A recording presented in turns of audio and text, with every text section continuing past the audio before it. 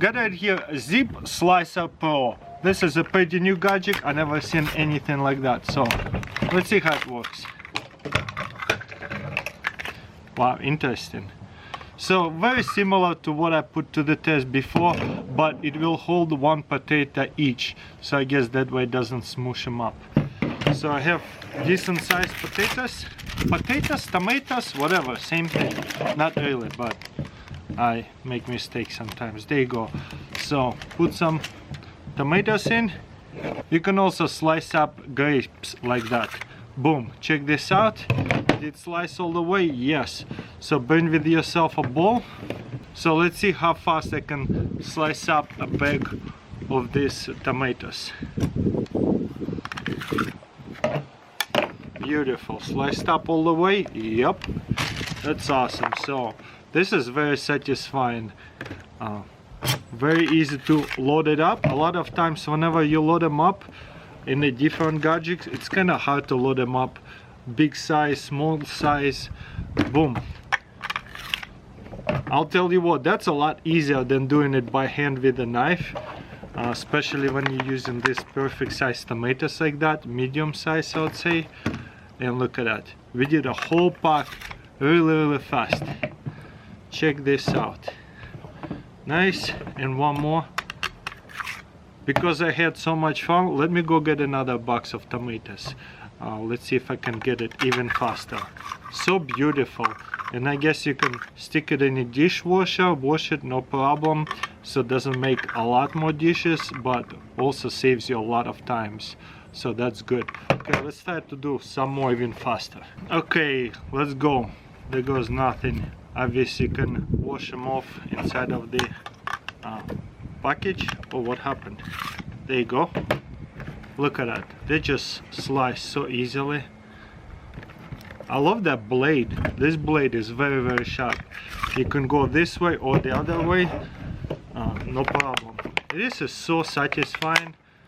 I love it. You know, putting one tomato at the time. How cool is that? Boom. They just slice like butter. Seems like they didn't even get chopped. Okay, let's do a thumbnail real quick because that thumbnail is gonna make all the views.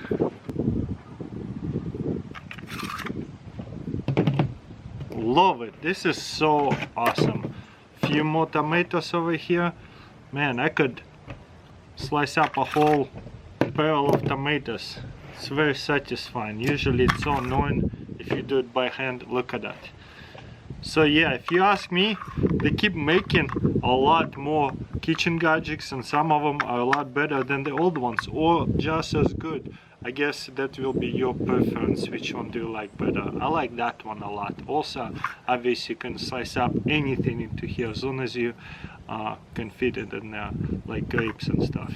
Got it here, 100-year-old cheese slicer, maybe even butter slicer, whatever. So there's right here a little spinner, so you can adjust it and replace this blade easily, or whatever, the string, so you can clean it off or put a new one, whatnot, and then you can adjust it again, make it tight. You see how it goes over the top? Boom. Also it has a sterling silver handle. That's it. Everything else I'm pretty sure it's stainless steel. So maybe this thing is like 50 years old, but nevertheless still awesome. So what's so special about this one? It has a fork at the end over here. I never seen a slicer like that before. Okay, we have a block of cheese. Will it fit on a whole block like that? Yes, it does. Amazing. So we just push it down. You see how this thing is touching the cheese, and we're slicing it. So if we need a really long slice of cheese, no problem.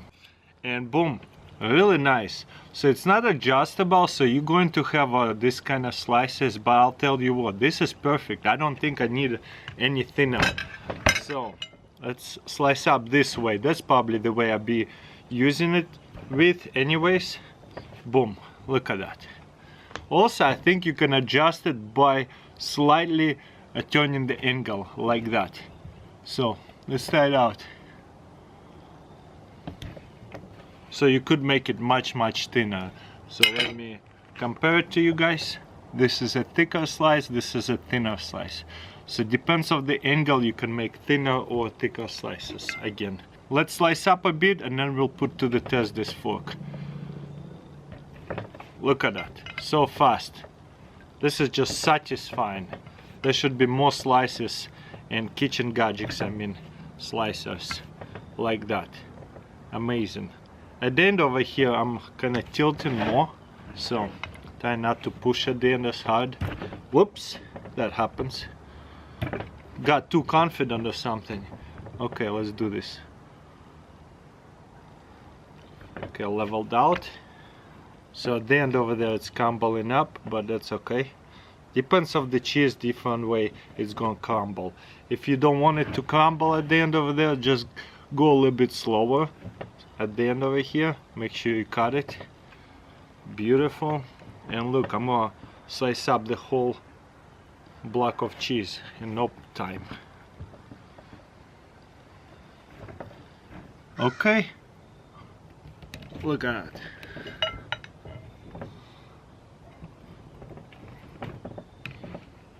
Nice. Get yourself a nice skinny knife and a sharp one like this one. Beautiful. Okay, so we got a cheese, so you come up and grab, look, one piece at the time, no problem. So now you can also leave it here for people to grab a piece of cheese, no problem. That fork is just amazing. You want to grab a couple of them, no problem, get few of them. Will be a lot harder to take it off, so maybe one at a time is easier, or two. That is effortless, love it. Obviously I'm not going to eat so much cheese, but makes sense, right? You got yourself a cutter and a server at the same time. Got right here another pizza slicer, very unique. You got right here a wheel, but what is that? This is a crust knife, at least that's what they say. Let's see how it works. Wow, check this out. I don't even know if I need this. I guess, yeah, there's a crust a little bit. We can break it off at the end over here. Yep, it definitely works. Couple more times. You see how this pizza didn't cut all the way? So that way you can really grab it and separate it and cut it off. Very nice. You see how again it didn't cut all the way? You can use this to cut it open all the way. I guess, I don't know, this is cool. One more time. Beautiful. So that's kind of a cool way to separate the pizza. Let's say you cut it, but a lot of times the pizza doesn't cut all the way, so you can break the crust at the end of over there. So very unique pizza cutter for sure. Let's try this again. With this you have here even bigger crust, so I probably won't cut all the way even if I try. So now you can grab a knife and separate it. Isn't it cool? You see how this thing is all one piece still, so you can grab it and cut it all the way. Well, looks like I didn't press it hard enough.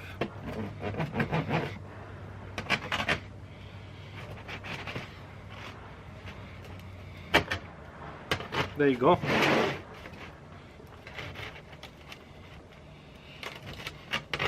Yeah, it definitely works. Check this out. This one I didn't press hard enough, and you know, with crust it's the hardest part to break off. Anyway, super weird pizza cutter over here with the extra knife to break off the crust. Let me know in comments below, what do you think? Got right here another core Spiralizer.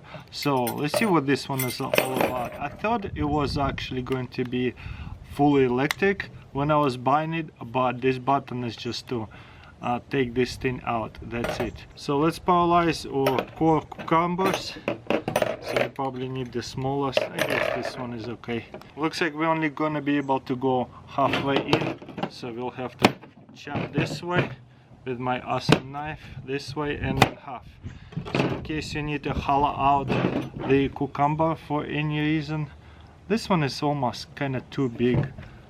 I wish it was a bit smaller, but this one is stepped down so much smaller. Let's try this one on this cucumber. Maybe it's gonna be fine.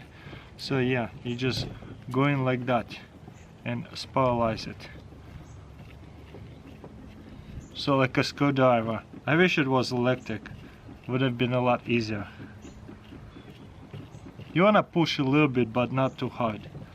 There you go. Hopefully we go all the way through. Nope. I guess we can take this out. Wow. Check this out. And then take this out, and boom, you have spiralized cucumber over here. But then we can finish this side off as well. I know. I don't feel like putting on the handle. So yeah, use your imagination what you can use this for. Pretty cool. You see it's hollow. Let's try to use a little bigger attachment. There goes nothing. Such a weird gadget. Again, I wish it was electric, so that would have been a lot faster and easier too. But at the same time, then you have to plug it in and all that. For such a simple gadget, that's probably okay the way it is. Almost all the way through. Oh well. Check this out. Spiralized cucumber. So weird.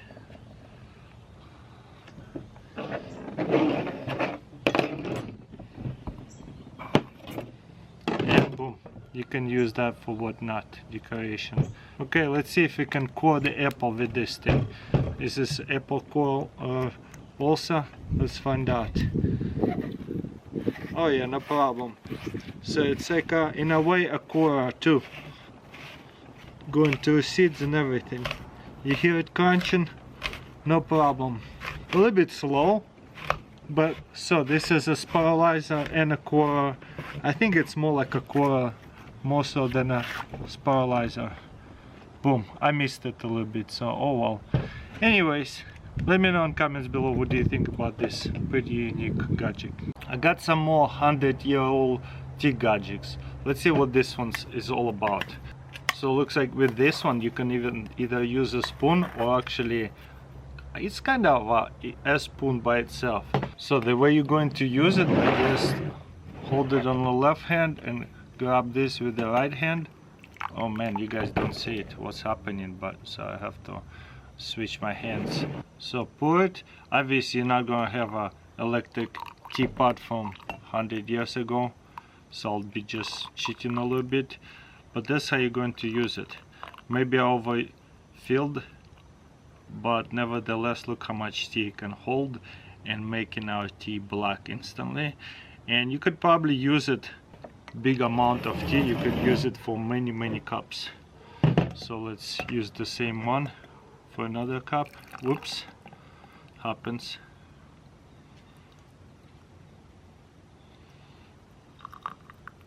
Just one cup probably be best because it's not as dark anymore. But how cool is that? You got it here, sterling silver tea infuser. Very unique. The problem about sterling silver, it's highly conductive, so I can feel the heat already reaching the spoon down here. Next gadget, it's actually a spoon. Whoa, no way, it has a really strong little spring inside here. That's awesome. Okay, who is it made by? It's also a sterling silver spoon, so very old one. There's a brand for those people who are interested. So you just grab it, scoop it up, make it flat so it's not in a way. Okay, and then you close it. Okay, hopefully it's not gonna lose too much tea. Looks like it does lose in tea. I guess back in the day the leaves were bigger. With this tea you want to pour the hot water in a glass, I guess, and then stick this one in. You see how all the oxygen went inside there? And I guess you just infuse it. There you go.